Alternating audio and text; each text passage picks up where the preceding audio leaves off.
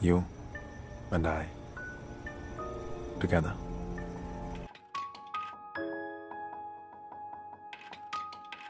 Halo teman, selamat datang kembali di channel Geng 05. Dan seperti biasa, saya akan membuat konten movie storyline. Dan film yang akan dibahas kali ini berjudul Drive. Baiklah teman, tanpa berlama-lama, kita langsung saja ke alur ceritanya.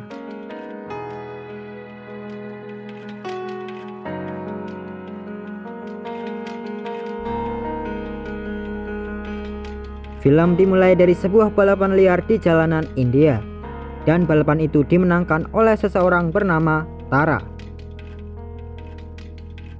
Scene dilanjutkan dengan sebuah pencurian emas batangan sebanyak 300 kg di sebuah toko emas bernama Mehta dan Mehta. Ya, kamu tidak salah dengar, nama tokonya adalah Mehta dan Mehta. Pencuri itu melakukan sesuatu yang unik yang tidak akan dilakukan oleh pencuri manapun. Ia sengaja memasukkan kode yang salah dan alarm pun berbunyi.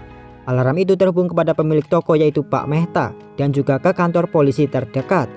Begitu alarm berbunyi, Pak Mehta dan beberapa polisi langsung menuju ke toko emas itu. Tapi ternyata alasan pencuri itu menyalakan alarm ada dua hal. Pertama, pintu masuk untuk teman-temannya. Kedua, sidik jari dari Pak Mehta. Para polisi itu ternyata adalah teman-teman si pencuri yang menyamar. Dan alarm itu dicegat dan tak pernah sampai ke kantor polisi manapun. Akhirnya Pak Mehta yang diancam membuka berangkasnya dan pencuri itu mengambil 300 kg emas tersebut. Pencuri itu juga meninggalkan sebuah kartu raja dan memberikan informasi jika pencurian selanjutnya akan dilakukan di Istana Kepresidenan. Di Istana Kepresidenan, Ibu Fiba Singh yaitu Direktur Otoritas Moneter dan asistennya yang bernama Hamid dihubungi oleh Kirit Oja, yaitu Sekretaris Operasional Khusus Perdana Menteri. Oja bilang jika Perdana Menteri ingin meminta bantuan kepada Ibu Fiba. Oja lalu mengatakan jika utusannya yang bernama Irfan akan datang dan menjelaskan semuanya. Irfan akhirnya datang menemui Ibu Fiba dan Hamid. Irfan mengatakan jika akan ada pencurian di Istana Kepresidenan. Informasi itu didapatkan setelah terjadi pencurian di toko emas Mehta dan Mehta. Pencuri yang menyebut dirinya sebagai King meninggalkan kartu raja dan petunjuk lokasi pencurian selanjutnya, dan lokasinya adalah Istana Kepresidenan tersebut. Ibu Fiba lalu bilang dengan ragu jika hal itu tidak mungkin terjadi. Lalu Irfan berkata jika ia akan memberitahu Perdana Menteri jika Ibu Fiba mengatakan pencurian itu mustahil. Perdana Menteri pasti akan merasa senang dan akan merasa aman, ucap Irfan. Ibu Fiba pun mulai gelisah dan khawatir karena sebenarnya tidak mungkin bisa ada pencurian di Istana Kepresidenan. Tapi jika hal itu benar-benar terjadi, maka Ibu Fiba lah yang harus bertanggung jawab. Irfan lalu ingin pergi karena keamanan Istana Kepresidenan sudah dijamin oleh Ibu Fiba. Tapi Ibu Fiba dan Hamid menghentikan Irfan dan bertanya apa yang harus mereka lakukan untuk menghentikan pencurian itu. Irfan lalu bilang jika emas yang dicuri itu dibeli dengan uang gelap. Dan uang gelap adalah yurisdiksi dari departemen yang dipimpin Ibu Fiba. Di toko emas Mehta dan Mehta, selain jejak ban mobil dari pencuri, ada juga jejak ban mobil lain yang dicurigai sebagai saingan dari si pencuri. Jejak ban mobil itu adalah jenis ban mobil untuk balapan, tepatnya balapan liar. Irfan dan Hamid lalu pergi ke tempat yang biasa digunakan sebagai balapan liar. Pak Hamid lalu bilang jika jejak ban mobil yang ditemukan oleh Irfan cocok dengan ban mobil dari wanita yang bernama Tara. Tara adalah pemilik perusahaan kurir lokal, tapi bukan kurir seperti biasanya. Perusahaan kurir milik Tara menyediakan jasa untuk penyelundupan, pemasaran gelap, dan semuanya yang berbau ilegal. Anggota geng Tara ada banyak, tapi hanya dua orang kepercayaannya. Satu di antaranya adalah seorang pria bernama Vicky. Vicky adalah seorang mekanik, mobil, dan barang-barang elektronik semuanya bisa diperbaiki oleh Vicky. Orang kepercayaan Tara yang kedua adalah pacar Vicky, yaitu Naina. Dari paspor sampai KTP semuanya bisa dipalsukan oleh Naina. Bisnis Naina adalah jam tangan palsu yang ia buat sendiri. Lebih dari setengah jam palsu yang beredar di pasaran adalah buatan Naina. Setelah mendengar itu, Irfan pun yakin jika Tara dan teman-temannya memang orang-orang yang bersaing dengan The King. Hanya Tara dan gengnya yang bisa membawa mereka ke sang raja. Karena itu Irfan meminta agar Hamid menyuruh seseorang untuk masuk ke dalam geng Tara. Hamid kemudian berkata jika ia sudah mencobanya berkali-kali, tapi Tara tidak mudah percaya pada orang lain. Irfan lalu mengatakan jika ada satu orang yang pasti bisa mendapatkan kepercayaan Tara. Orang itu adalah Arjun. Skin berpindah, diperlihatkan seorang pria yang datang ke tempat Tara dan gengnya. Ia adalah Arjun. Naina memperkenalkan seseorang yang baru saja membeli jam tangan darinya kepada Vicky. Tiba-tiba datanglah seorang pria yang bernama Arjun itu. Arjun bilang jika jam tangan itu palsu dan kualitas berlian di jam tangan tersebut juga kurang baik. Alhasil, orang yang membeli jam tangan pada Naina pun tidak jadi membeli dan mengembalikannya pada Naina. Vicky lalu tidak terima dan bersitegang dengan Arjun. Tapi Tara datang dan menghentikan ketegangan antara Vicky dan pria yang baru datang ke tempat itu. Tara pun berkata jika pria itu memiliki kemampuan menyetir yang baik, tapi Tara tak pernah melihatnya sebelumnya. Arjun lalu memperkenalkan dirinya sebagai penguji tes driver F1. Ia bilang jika ia mendengar ada orang-orang yang bermain di jalanan dan menyebutnya balapan. Jadi ia datang untuk melihat. I had to check it out. Tara lalu berkata apakah pria itu datang ke sana dengan berpikir bisa mengalahkan Tara dan yang lainnya. Arjun pun menjawab, iya. Vicky lalu menantang Arjun untuk balapan dan bertaruh Rp50.000. Tapi Arjun malah ingin bertaruh Rp500.000. Dan bahkan Arjun meminta agar ia dipilihkan mobil sesuai keinginan Vicky dan teman-temannya. Akhirnya Arjun diberi sebuah kunci. Arjun lalu melihat mobil sport yang sangat keren. Tapi wanita yang memberikan kuncinya berkata, jangan harap. Arjun ternyata diberi mobil yang... Apa kau bercanda? Kata Arjun. Akhirnya Vicky dan Arjun memulai balapan liarnya.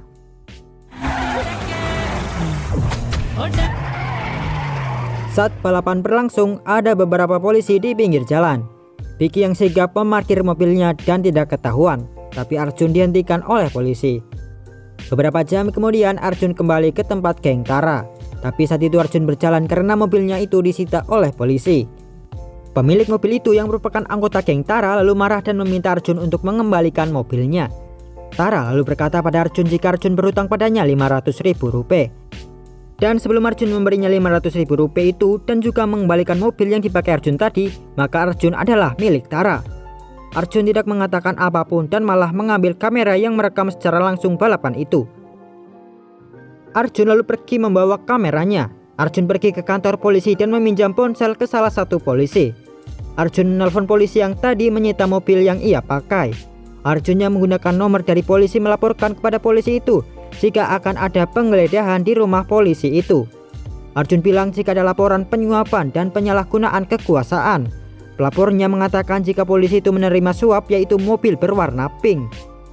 Polisi itu lalu mematikan teleponnya dan mengemasi semua barang-barangnya beserta uang dengan jumlah yang banyak. Polisi itu lalu membawanya dengan mobil pink yang ia dapatkan dari Arjun dan meninggalkannya di suatu tempat. Arjun lalu mengambil mobilnya dan membawanya ke tempat Tara.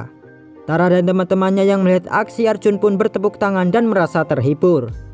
Arjun pun mengembalikan mobil yang ia pinjam dan memberikan uang dari polisi itu karena tadi ia kalah balapan dan sesuai janjinya Rp500.000. Di tas itu mungkin lebih dari setengah juta tapi akan ia berikan semua untuk Tara. Arjun lalu bilang pada Tara jika ia bukanlah milik siapapun. And by the way, nobody owns my sweet ass. Nobody. Sejak saat itu Arjun menjadi dekat dengan Tara. Bahkan Arjun dan Tara bersama Vicky dan Naina pergi liburan bersama. Mereka bersenang-senang dan hanya liburan. Mereka tidak melakukan pekerjaan apapun di sana.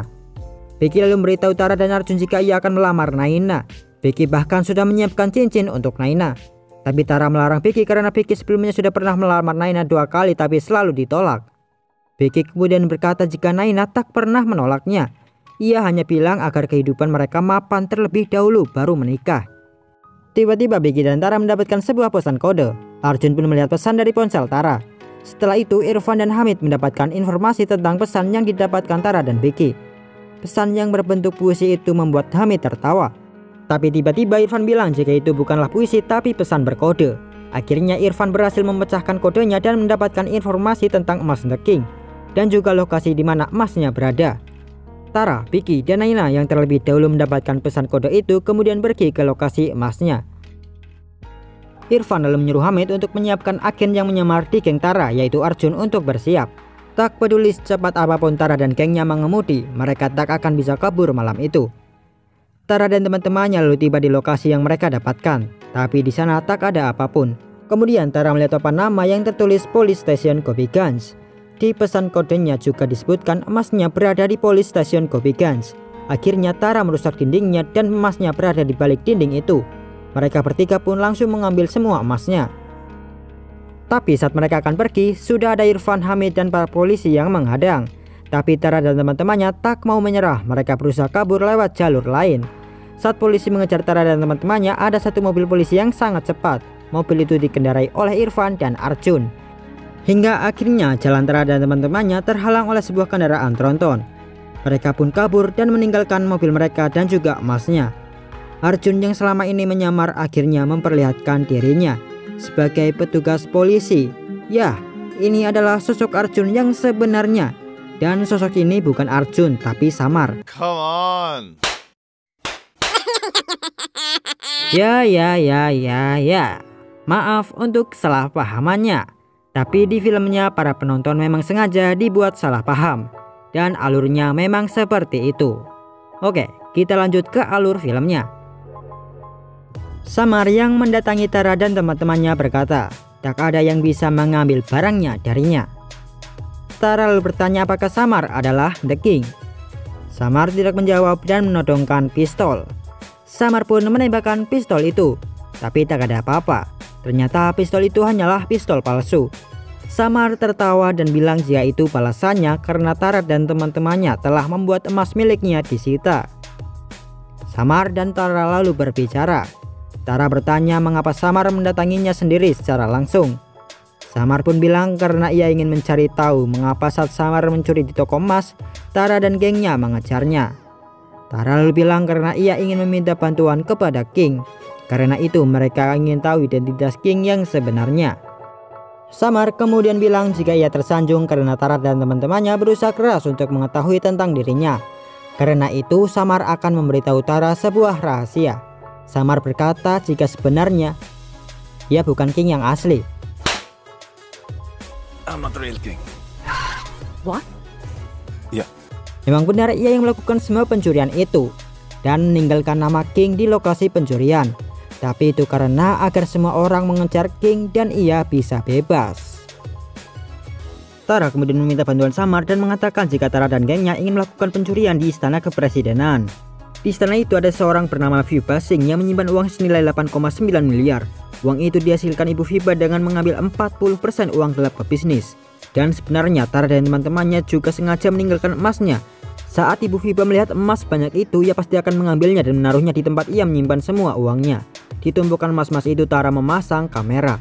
Dan akhirnya Samar pun mau membantu Tara untuk mencuri semua harta Bu Viva di istana kepresidenan.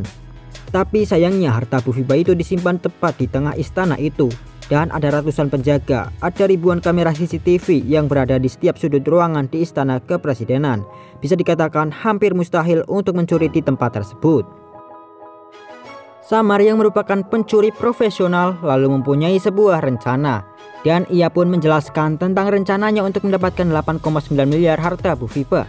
Samar berkata jika mereka akan mencuri 7 hari setelah hari itu. Dan akhirnya mereka pun menjalankan rencana mereka. Pertama, Peggy dan Naina akan pergi ke istana kepresidenan. Tapi untuk pergi ke sana membutuhkan dokumen dari 83 departemen dan hal itu mustahil. Karena itu Peggy akan menggunakan satu dokumen dari Yayasan Satu Harapan Terakhir. Peggy akan berpura-pura sekarat dan dengan dokumen dari Yayasan Satu Harapan Terakhir, Peggy beralasan jika harapan terakhirnya adalah untuk melihat istana kepresidenan. Setelah itu Peggy dan Naina akan berkeliling istana untuk melihat istana itu. Tapi sebenarnya mereka sedang memetakan istana tersebut. Mereka juga harus menandai jalan keluarnya karena istana itu memiliki luas 300.000 kaki persegi dan panjang hampir 2,4 km dan ada sekitar 350 ruangan di istana kepresidenan itu. Mereka harus menandai jalan keluarnya karena jika salah belok, bukannya keluar dari istana itu, mereka malah bisa masuk ke bagian paling dalam dari istana dan mereka akan terjebak dan tertangkap pastinya. Samar lalu menyuruh Tara untuk masuk ke istana kepresidenan dengan menggunakan kartu identitas palsu. Samar memperingati Tara untuk menjauh dari penjaga karena kartu ID yang berwarna merah itu palsu. Tujuan Tara ke istana itu adalah untuk menemui kepala administrasi dan meletakkan sebuah dokumen. Di dokumen itu adalah persetujuan untuk sebuah kendaraan truk sampah masuk ke parkiran bawah tanah. Samar yang membawa truk sampah berada di parkiran bawah tanah. Ia ditahan oleh petugas. Petugas itu kemudian menelpon kepala administrasi dan meminta izin untuk sebuah truk sampah masuk. Kepala administrasi itu kemudian melihat dokumen yang tadi diletakkan oleh Tara. Dan akhirnya kepala administrasi itu mengizinkan truk sampah itu ke parkiran bawah tanah. Samar yang keluar dari truk itu lalu membawa sesuatu ke dapur istana. Di wadah yang dibawa Samar itu ternyata adalah tikus. Dan isi dari truk sampah itu juga adalah ribuan tikus. Istana itu pun dipenuhi dengan tikus yang berkeliaran di mana-mana. Sedangkan kamera CCTV yang merekam truk sampah dihack dan hanya menayangkan video loop. Departemen Pengendali Hama lalu datang dan meminta akses penuh ke seluruh istana. Petugas sistem pengendali istana itu pun memberikan akses penuh kepada Departemen Pengendali Hama. Petugas pengendali hama itu ternyata berisi Samar dan teman-temannya. Mereka pun menyemprotkan racun tikus di seluruh ruangan istana itu. Di cairan yang disemprotkan oleh Samar dan nyalinya itu ternyata ada juga cairan yang akan menyala di kegelapan. Di ruang CCTV, Hamid melihat rekaman di parkiran bawah tanah. Tapi Hamid menyadari jika ada rekaman yang hanya diulang-ulang. Pasukan pun datang ke parkiran bawah tanah dan mereka menemukan truk sampah yang mengeluarkan tikus-tikus itu. Truk sampah yang sebenarnya akan digunakan untuk membawa uang 8,9 miliar itu pun disita.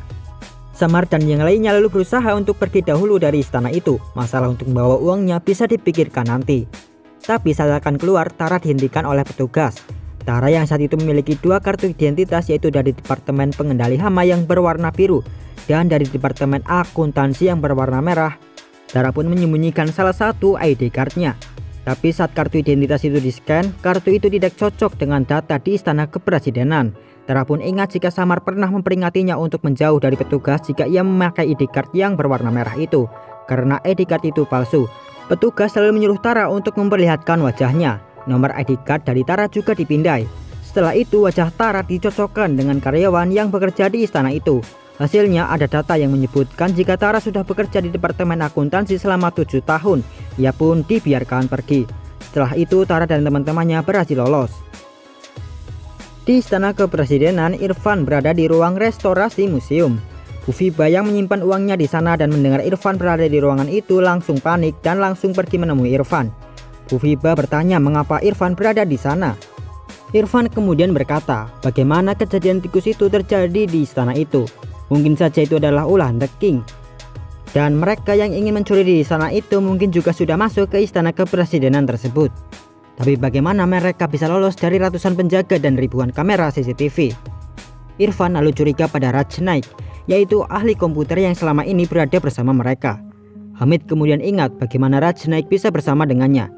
Raj Naik beberapa kali menabraknya dan karena Raj Naik adalah orang IT, ia pun mengajak Raj Naik untuk membantu Bufiba mencegah pencurian itu. Tapi tanpa dicurigai sedikit pun, bisa saja Raj Naik adalah orang suruhan King. Hamid pun langsung menyerang Raj Naik dan Raj Naik pun mengaku jika semua itu benar.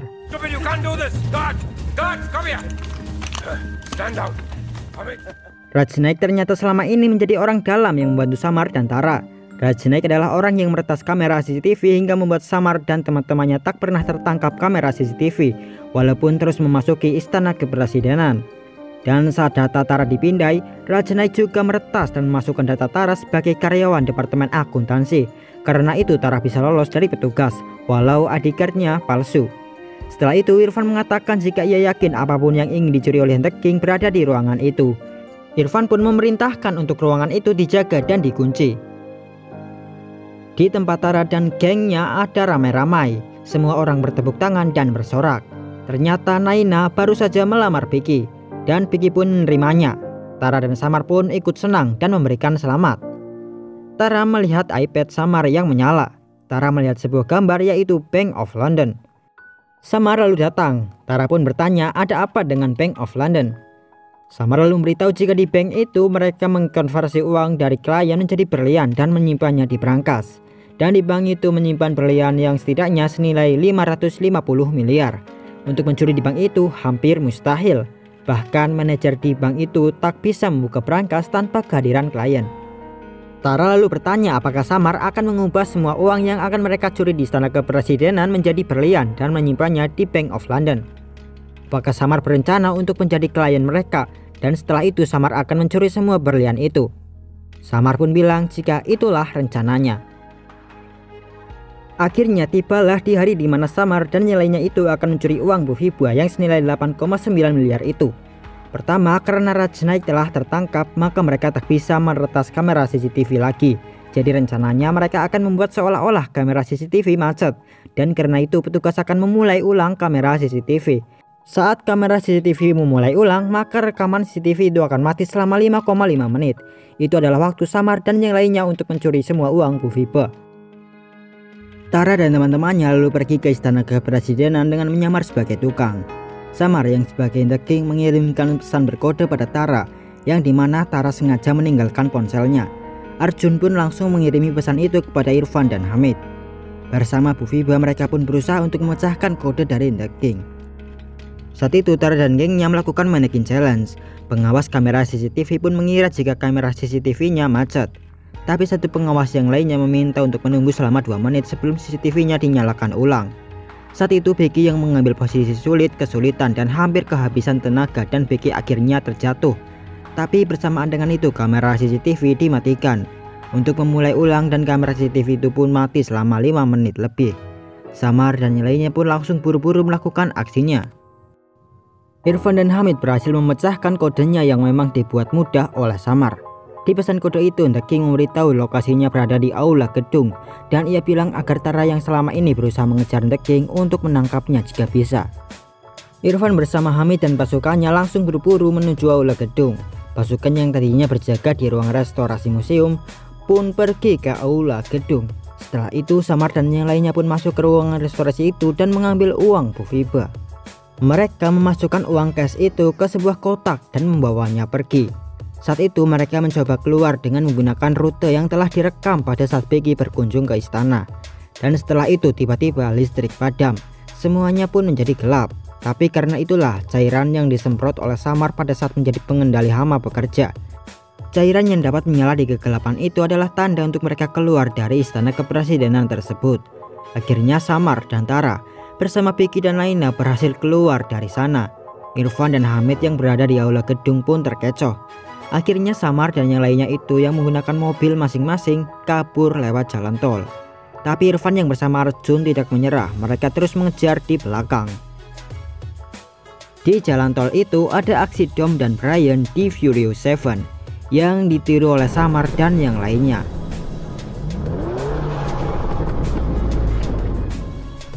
Setelah berhasil lolos dari kejaran polisi, Tara menginstruksikan teman-temannya untuk ambil jalan naik.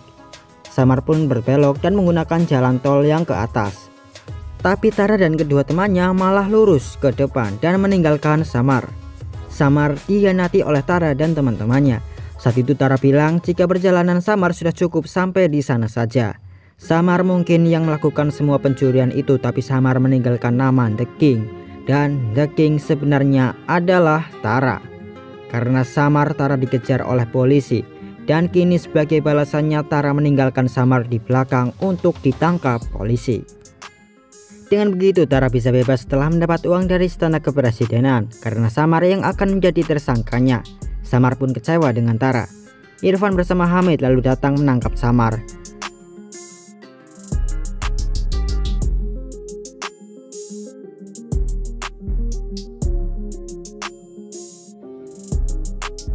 Dua bulan kemudian, Tara bersama Becky berada di London. Mereka pergi ke Bank of London. Di sana Tara menyimpan uang 8,9 miliar itu. Saat itu Tara bertemu dengan manajer Bank of London dan ternyata manajernya adalah Samar. Ya, Samar tidak ditangkap pada saat itu karena Irfan ternyata adalah rekan dari Samar. Dan selama ini Irfan menjadi orang dalam yang juga ikut membantu semua rencana Samar. Pada saat Tara melihat iPad Samar dan melihat Bank of London, Samar ternyata sengaja menyalakan iPad-nya dan memberitahu tentang Bank of London kepada Tara. Entah kenapa Samar sangat yakin jika Tara akan mengkhianatinya. Jadi ia buat rencananya dan rencana berjalan dengan baik. Samar akan mengambil 50 miliar dan Tara yang akan mencuri berlian itu untuknya. Irfan yang sebagai penanggung jawab keamanan lalu memasukkan kodenya. Lalu Samar yang sebagai manajer memasukkan kode kedua. Lalu Tara yang menjadi klien memasukkan kode ketiga. Saat ingin memasukkan kodenya, Tara ragu apakah ia akan membagi hasil setengah-setengah dari uang curiannya di Bank of London. Tapi Tara tak punya pilihan lain. Tanpa Samar dan Irfan, brankas itu tak akan mungkin terbuka. Dan uang 8,9 miliar yang ia dapatkan dari istana kepresidenan juga sudah disimpan di Bank of London. Karena itu akhirnya Tara memasukkan kodenya dan setuju untuk mencuri semua berlian di Bank of London sebagai tim bersama Samar dan Irfan. Pencurian kali ini yang jauh lebih besar dari pencurian di istana kepresidenan, tapi jauh lebih mudah karena manajer dan penanggung jawab keamanan adalah bagian dari pencuri itu sendiri. Dan film pun berakhir. Pesan dari film ini adalah agar kita tidak mudah percaya kepada orang lain, dan seseorang harus selangkah lebih maju dari musuh dan 3 langkah lebih maju dari teman. Musuh akan menyerang dari depan secara langsung, tapi teman bisa saja tiba-tiba nempeleng dari belakang. Walaupun bukan berarti semua teman akan seperti itu, pastinya ada teman yang baik dan memiliki solidaritas yang tinggi. Dan ingatlah, lebih baik sedikit teman tapi berkualitas, ya walaupun temannya itu. Dan tentang pencurian yang terlihat keren di film ini, tetap saja pencurian itu perbuatan yang tidak baik. Oke, itu saja di video kali ini. Kita berjumpa lagi di video yang lain dari Geng 05. Dan ya, terima kasih untuk menonton. Terima kasih untuk menonton. Terima kasih untuk menonton.